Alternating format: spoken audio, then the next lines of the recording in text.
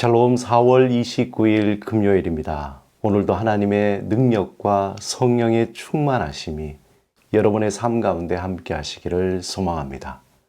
이 시간 시편 말씀을 읽고 묵상하며 우리 하나님 앞에서 침묵으로 기도드리겠습니다.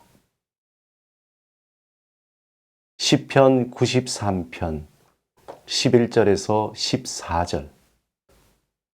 여호와께서는 사람의 생각이 허무함을 아시느니라. 여호와여, 주로부터 징벌을 받으며 주의 법으로 교훈하심을 받는 자가 복이 있나니, 이런 사람에게는 환난의 날을 피하게 하사 악인을 위하여 구덩이를 팔 때까지 평안을 주시리이다. 여호와께서는 자기 백성을 버리지 아니하시며 자기의 소유를 외면하지 아니하시리로다.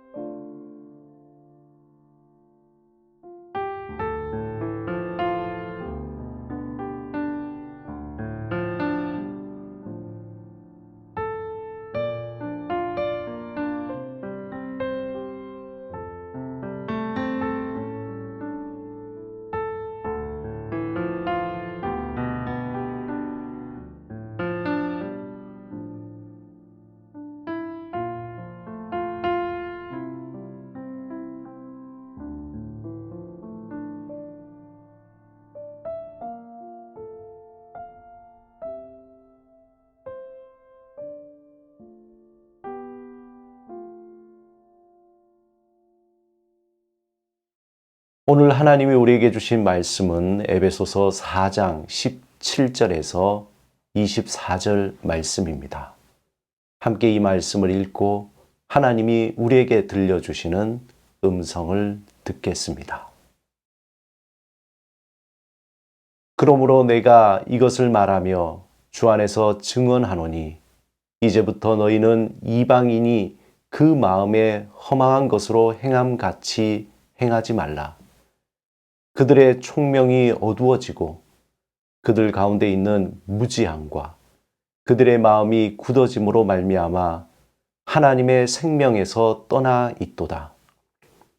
그들이 감각 없는 자가 되어 자신을 방탕에 방임하여 모든 더러운 것을 욕심으로 행하되, 오직 너희는 그리스도를 그같이 배우지 아니하였느니라. 진리가 예수 안에 있는 것 같이 너희가 참으로 그에게서 듣고 또한 그 안에서 가르침을 받았을진데, 너희는 유혹의 욕심을 따라 썩어져가는 구습을 따르는 옛사람을 벗어버리고 오직 너희의 심령이 새롭게 되어 하나님을 따라 의와 진리의 거룩함으로 지으심을 받은 새 사람을 입으라. 오늘 본문에서 바울은 세상에서 유턴하여 하나님께로 향한 하나님의 사람들에게 두 가지 중요한 것을 잊지 말라고 부탁하고 있습니다. 그 첫 번째는 감각입니다. 사도 바울은 하나님을 떠나 있는 사람들은 하나님에 대하여 총명이 어두워지고 무지하고 마음이 굳어져 하나님의 생명에서 떠나 있다고 말하고 있습니다. 즉 한마디로 하나님에 대한 감각이 없는 자라고 표현하고 있습니다. 여러분, 치과에서 치료하기 위해서 잇몸에 마취 주사를 놓죠.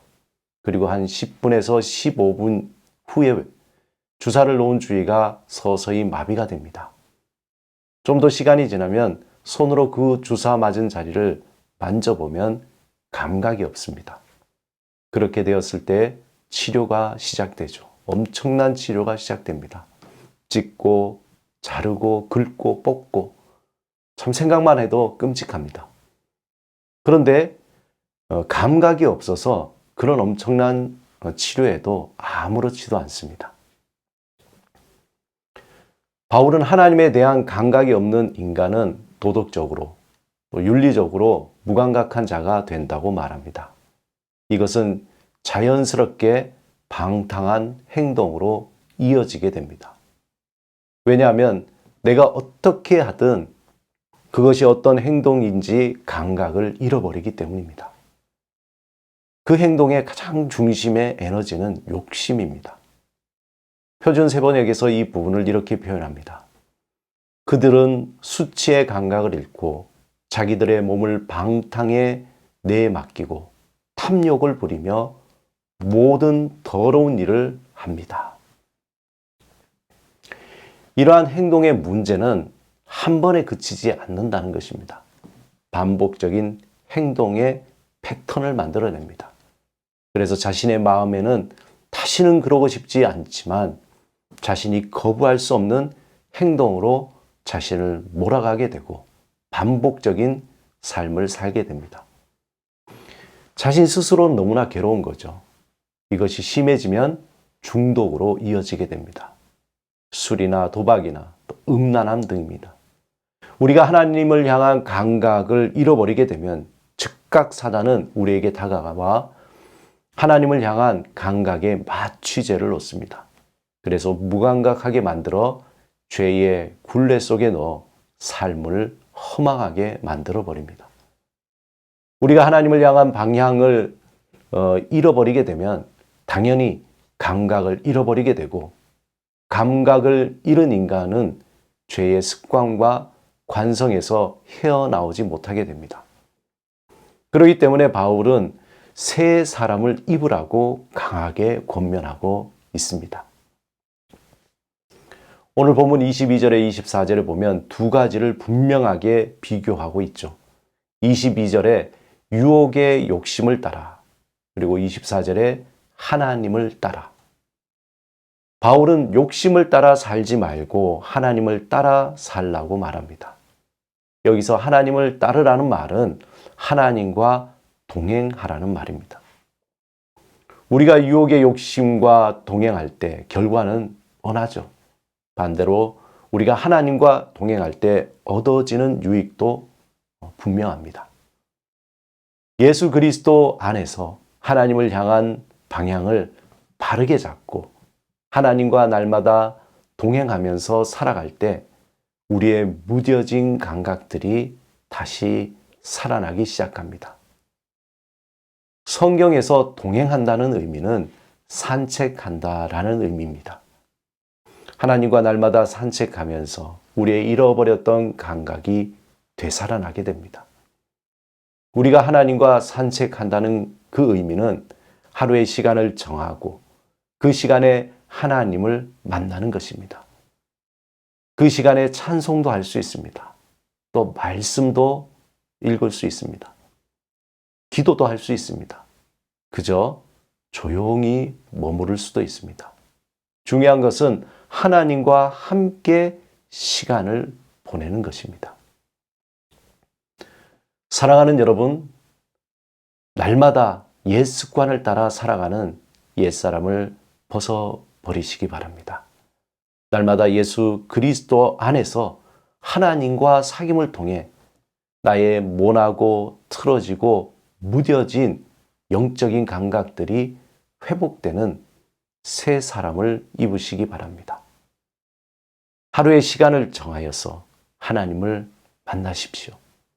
좌우의 어떤 날선 검보다 예리한 하나님의 그 말씀을 통해서 우리의 마음과 생각의 더러운 것들을 잘라내시기 바랍니다.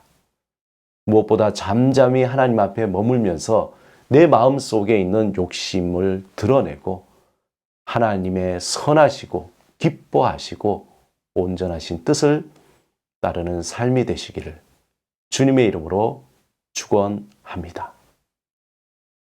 이 시간 함께 기도드리겠습니다.